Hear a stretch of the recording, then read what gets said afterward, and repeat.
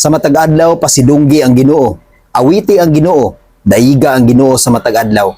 Isangyaw ang iyang pagkamaayo sa matag adlaw diha sa imong kinabuhi. Ayaw gayud ikaulaw ang Ginoo diha sa imong kinabuhi igsoon. Ipakita sa imong kinabuhi nga siya ang nagluwas diha kanimo, nga siya ang imong manluluwas. Ipaila gayud ang Ginoo diha sa imong kinabuhi, nga siya adunay mga kahibulungang butang nga gibuhat dinha sa imong kinabuhi.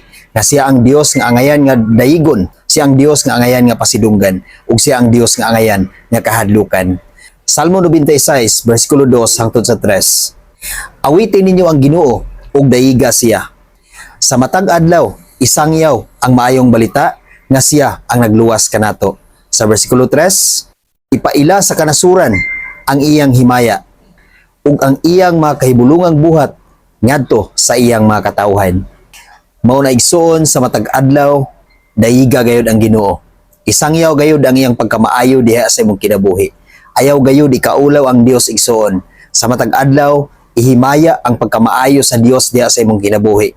Isangyaw ang iyang mga pulong ngadto sa uban. I-share ang iyang pulong ngadto sa uban. Ipakita nga ang Dios ang nagluwas diha sa imong kinabuhi. Ayaw gayud ikaulaw igsoon. Ipakita ang mga katingalahan ug mga kahibulungang butang nga gibuhat sa Dios diha sa imong kinabuhi, nga siya ang atong himayaon sa kanunay ug wala nay lain pa.